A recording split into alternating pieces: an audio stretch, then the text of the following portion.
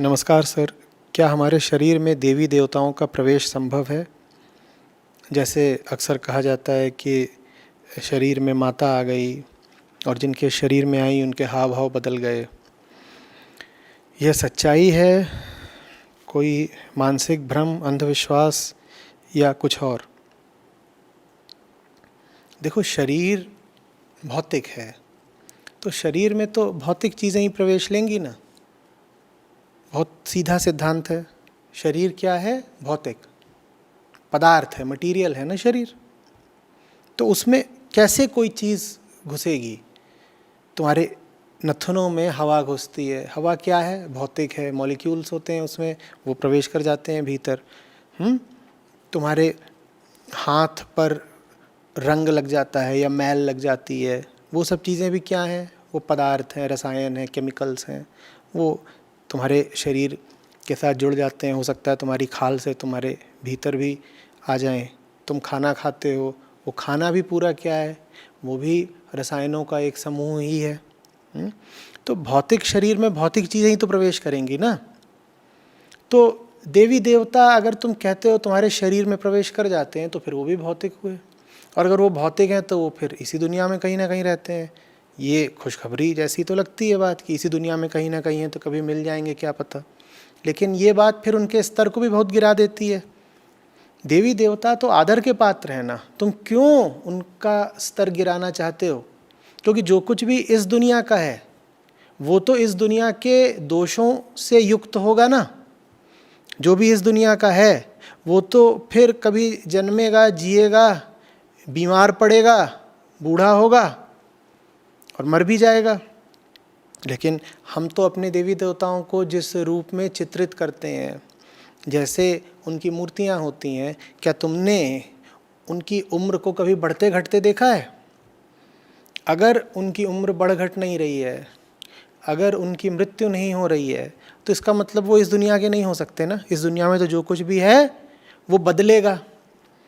पर क्या देवताओं की मूर्तियां बदली हैं कम से कम पिछले कुछ हज़ार सालों में? तो निश्चित रूप से वो इस दुनिया के नहीं है। और अगर वो इस दुनिया के नहीं है तो तुम्हारे शरीर में प्रवेश नहीं कर सकते, क्योंकि शरीर में तो सिर्फ इसी दुनिया की कोई चीज़ प्रवेश करेगी।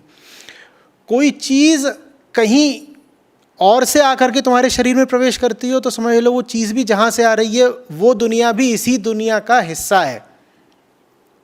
भाई ऐसे समझो, जैसे पृथ्वी है, इस पृथ्वी पर कभी कभी बाहर से आकर के बड़े बड़े पत्थर गिरते हैं, एस्टेरॉइड्स, समझ रहे हो?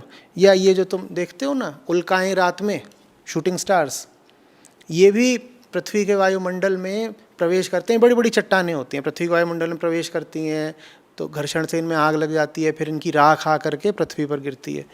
तो तुम कह सकते हो कि पृथ्वी पर देखो बाहर से कोई चीज़ आ गई है ना, और उनमें हो सकता है कई बार ऐसे भी एलिमेंट्स हों जो पृथ्वी पर पाए नहीं जाते।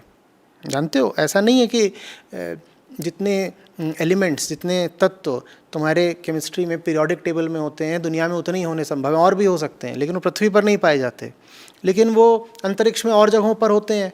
कई बार ऐसा होता है कि बाहर से कोई चट्टान आई, पृथ्वी पर गिरी और फिर वहाँ थोड़ी सी मात्रा में एक नया एलिमेंट ही मिल गया, ऐसा भी होता है। लेकिन क्या इसका मतलब ये है कि वो चट्टान जहाँ से आ रही है दूसरी दुनिया है? वो भी इसी दुनिया का तो हिस्सा है। समझ में आ रही है बात? भले ही तुम उससे परिचित नहीं थे, पर वो थी तो यही दुनिया ना, वो कोई दूसरी दुनिया तो नहीं हो गई। तो माने जो भी कुछ तुम्हारे जीवन में प्रवेश कर सकता है, तुम्हारे शरीर में प्रवेश कर सकता है, तुम्हारी दुनिया में प्रवेश कर सकता है, वो इसी दुनिया का हिस्सा है। कोई दूसरी दुनिया है ही नहीं। एक ही दुनिया है जिसको कहते हैं मानसिक दुनिया। उसको मानसिक दुनिया क्यों कहते हैं? क्योंकि मन उसकी जांच पड़ताल कर सकता है, मन उसके बारे में सोच सकता है, मन उसका संज्ञान ले सकता है, मन उसकी तरफ बढ़ सकता है। दुनिया की परिभाषा ही क्या है? जिसकी मन कल्पना कर सके वो दुनिया। मन जिसकी कल्पना कर सके वो दुनिया। तो अलग अलग दुनिया नहीं हो सकती, एक ही दुनिया है, क्योंकि कल्पना करने वाला मन तो एक ही है ना। मन अगर कल्पना कर रहा है तो जिसकी कल्पना कर रहा है मन, वो चीज़ दुनिया की हो गई, दुनियावी हो गई। समझ में आ रही बात? और मन जिसकी कल्पना कर रहा है, सिर्फ वही चीज़ तुम्हारे शरीर में, जीवन में आ सकती है।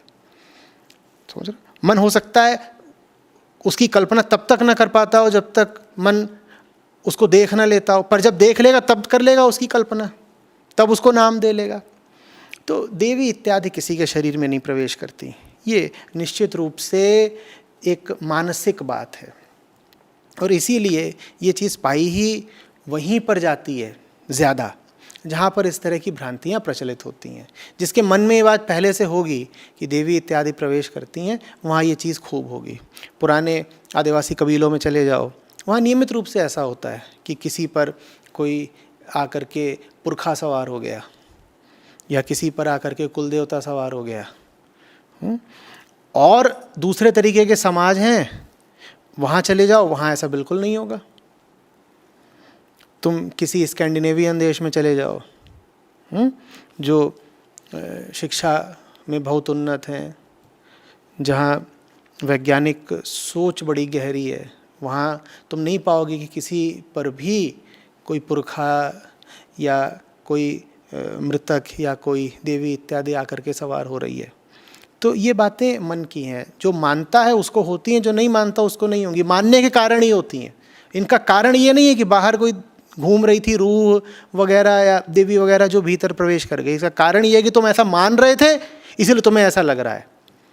तुम मानना छोड़ दो, लगना बंद हो जाएगा। ये जीवन का बड़ा महत्वपूर्ण नियम है, आप सब समझ लें। ऐसा मत समझ लेना कि तुम्हारे अनुभवों में कोई सच्चाई होती है। अक्सर तुम्हें वही अनुभव होता है जिसके लिए तुम तैयार बैठे होते हो।